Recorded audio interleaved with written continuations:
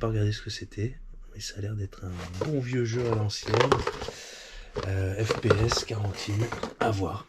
Mais bon, j'ai payé un peu cher, comme vous le voyez. Alors celui-là aussi, le Shadowcaster de chez Origin, 23 €, pareil, que j'ai payé un peu cher. Mais est-ce que c'est une bonne affaire ou pas? Je ne sais pas, mais en tout cas, il était en super état. Alors, on pourrait regarder comment ce que ça donne. Hein. Les jeux beatbox à l'ancienne, donc un jeu Electronic Arts ici. On voit ici, alors peut-être pas vous voyez, mais avec le reflet, on a Electronic Arts. Et si je l'ouvre, qu'est-ce qu'on a dedans? On a les notices. Ah si, un petit fourreau Electronic Arts. Et le jeu qui à l'époque fonctionnait sur ce genre de disquette.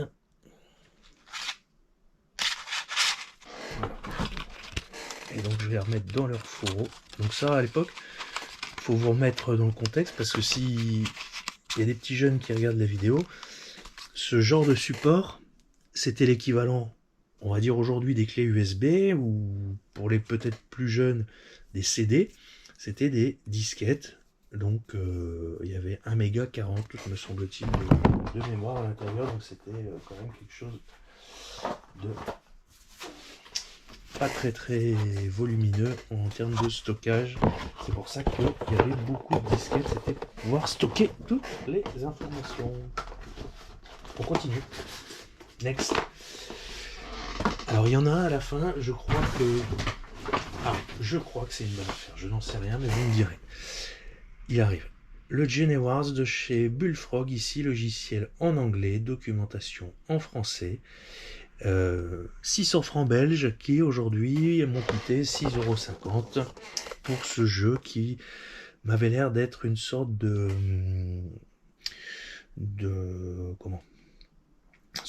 Populous et Theme Park, un jeu de stratégie. Bon, ça c'est le genre de jeu moi que j'adore, en tout cas sur PC. Alors celui-là il m'avait l'air bien what the fuck aussi. Search for the King. Les Monkeys, les Monley, les Monley. Bon, apparemment il cherche le King. Et ça m'a l'air d'être un point and click, mais what the fuck. Et ça, pareil, c'est le genre de jeu, moi, que j'affectionne. 16,50 €. Voilà. Et alors, il y en a encore un ici. Celui-là, c'est un jeu Game Boy.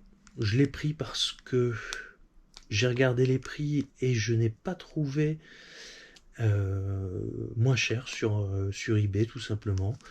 Voilà. Donc je l'ai pris 6,50 €. Je ne sais pas si c'est une bonne affaire ou pas. Il ira à la vente. Et alors le dernier, j'ai payé cher. Ok, j'ai payé cher, mais je pense qu'il les vaut. Alors pareil, je sais pas, vous me direz dans les commentaires. Il s'agit du Cobra Mission, toujours sur PC. Apparemment un jeu interdit aux moins de 18 ans sur disquette. Et alors le truc c'est que j'ai regardé dans les ventes eBay. Alors, ça me saoule de mettre les copies d'écran, donc on va regarder en direct avec vous. Et alors, ce matin, j'ai regardé en fait parce que je voulais être sûr, enfin, en tout cas vérifier s'il était complet. Et donc ici, on va regarder pour Cobra Mission PC. Donc, moi j'ai regardé en vitesse comme ça. J'en trouvais pas, mis à part celui-là, mais en fait j'ai vu que c'était un poster uniquement. Donc c'était juste un papier qui se vendait 16 €. Je dis bah mince. Et j'ai regardé dans les ventes réussies. Et là, surprise, pour ce jeu qui m'a coûté 72 €. Il a été vendu ici, il y a quelques temps aux États-Unis, à 900 $ le 25 octobre. Donc 900 $, là c'est un vendu, hein. Donc en vendu, on voit, en plus la boîte était ici un petit peu abîmée sur le côté. Apparemment, de ce que mettait en plus la personne dans les commentaires, mince, hop, Voilà. Very rare floppy disk gamme, ça je l'ai lu ce matin. Les disques n'ont pas été testés, moi non plus, je ne sais pas si ça marche parce que c'est sorti en 1992. Il est apparemment assez dur de le trouver, donc je traduis ce qui est marqué. J'ai pris plusieurs photos, ok. Et apparemment, il a vu un prix en vente réussi de plus de 1000 $ récemment. Mais moi, cet historique, je ne l'ai pas à ma disposition. Il était peut-être en vente que aux États-Unis. Et alors, il y a autre chose qui m'a intrigué quand je l'ai ouvert ce matin. Donc, la boîte est en bon état. Enfin, en tout cas, le fourreau, oui. La boîte ici, on va voir. Alors, je l'ouvre assez délicatement parce que si effectivement ça vaut le prix que ça vaut, je pense qu'il y a des personnes qui seraient quand même contentes de pouvoir avoir un objet en bon état, mais j'arrive évidemment plus à l'ouvrir. J'ai déjà eu la mal à la refermer. Ah voilà, c'est... Hop.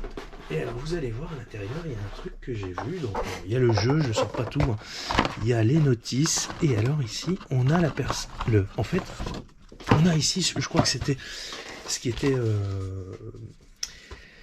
Ouais, alors c'est appelé ici un Software Registration Card. Alors je vais pas tout vous montrer parce que il y a des informations confidentielles. Et en fait, la personne avait commencé à le remplir. Et donc, ici, il s'agissait d'un certain Stéphane Demol, habitant à Bruxelles. Donc, Stéphane, si tu me regardes, merci pour ce jeu. Alors, j'ai essayé de chercher qui était Stéphane Demol. J'ai trouvé qu'il s'agissait d'un footballeur, mais avec un E. Et si je regarde Stéphane sans E de Mol, à Bruxelles, j'ai toujours le footballeur. Et alors ce footballeur est décédé cette année, au mois de juin. Donc je ne sais pas si c'était lui, parce que c'est également un dentiste. Donc je vais continuer mes recherches, sachant qu'il y a l'adresse. Donc c'est le genre de choses, voilà, moi j'aime bien regarder un petit peu justement dans l'historique des objets, parce que chaque objet, il ne faut pas l'oublier, a un historique qui lui est propre. Et donc typiquement celui-là en fait partie. Il a joué, il a appartenu à quelqu'un, et voilà, moi c'est ça qui me plaît aussi, c'est qu'il y a toute une histoire derrière l'objet. Voilà, donc n'hésitez pas à me dire si c'est une bonne affaire ou pas, ce que vous en avez pensé, et on se retrouve, je pense, très vite pour une prochaine vidéo. Je remets tout ça en boîte, et j'essaye de ne pas l'abîmer. Voilà, merci à vous.